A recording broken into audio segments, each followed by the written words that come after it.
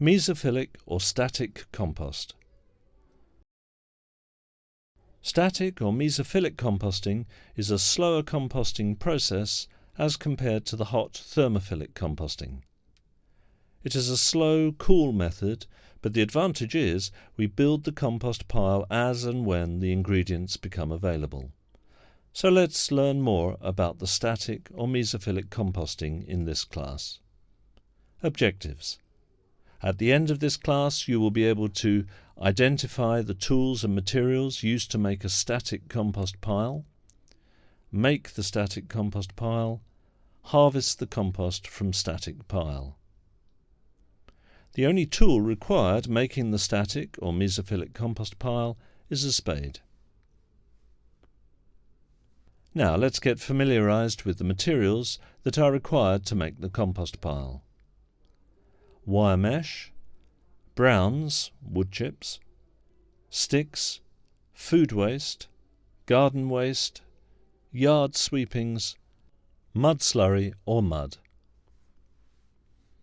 Now let's see the procedure of making the static compost pile. Before we start building the static compost, place the empty wire mesh bin near the kitchen. Gather a bundle of sticks and some of the browns in advance.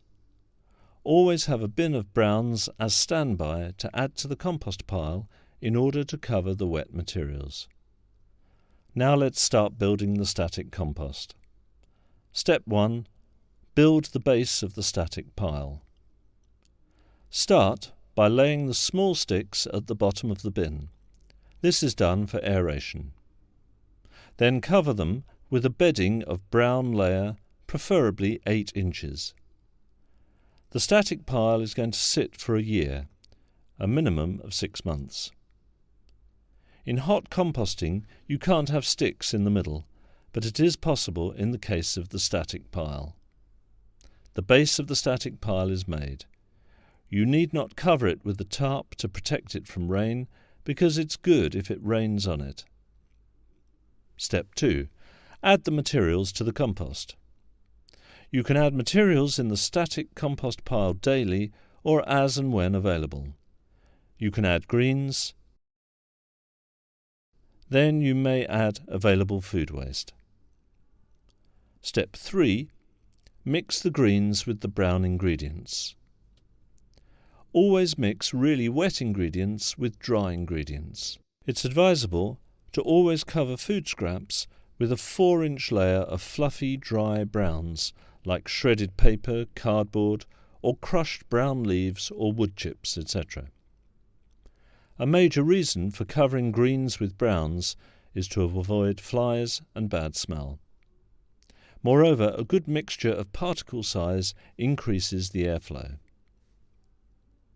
The pile generally does not get hot, so it does not kill pathogens and weed seeds. But eventually the pile may get hot in the middle when the volume reaches about 1 cubic metre. This again depends upon the ingredients mixed. Step 4. Add daily food waste to the pile. Keep on adding to your static compost pile daily or as and when waste is available.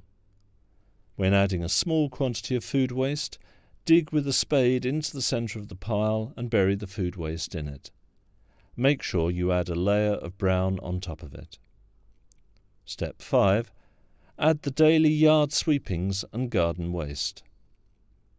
Every day the lady of the house sweeps the yard to keep the surroundings clean and tidy. These yard sweepings can be added to the static compost pile. When the lady of the house works in the garden and pulls out weeds and wild grasses, a lot of garden waste is generated. This waste can also be dumped into the pile. When the compost pile is made of little food waste and lots of garden waste, then keep the pile moist by adding slurry made of mud and water, or throw some soil, preferably making 1-inch layer to the top, in order to weigh down the garden waste. Usually we don't use cow dung slurry in the static pile. Slurry made of cow dung will attract flies, so avoid using that. But if you decide to use cow dung slurry, be sure to cover it with 4 to 6 inches layer of dry browns. The static composting, unlike hot thermophilic composting, is an ongoing process because it is not made all at once. It is built little by little daily. For this very reason, you do not need to turn it either. Once the bin is full, or 3/4 full, say after about 3 months, then you may start harvesting the compost. You can only harvest static compost a little at a time from the bottom of the bin after about 3 months. The static compost pile is now ready. Let's see the procedure of harvesting the compost from the pile.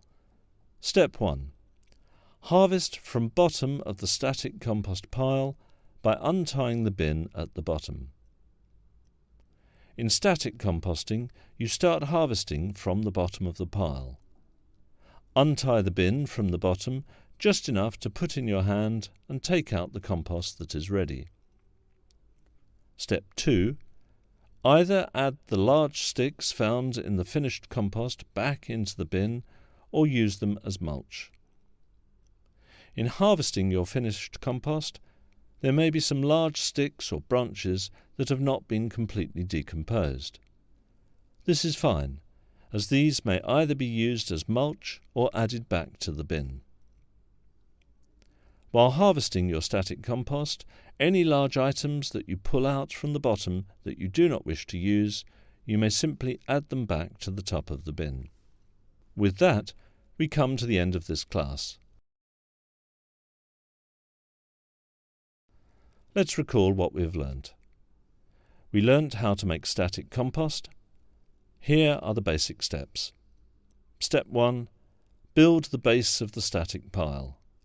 Step 2. Add the materials to the compost. Step 3.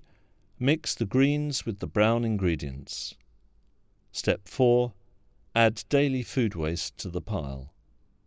Step 5. Add the daily yard sweepings and garden waste. We also learnt how to harvest compost from the static pile. Let's review its basic steps.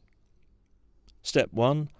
Harvest from the bottom of the static compost pile by untying the bin at the bottom.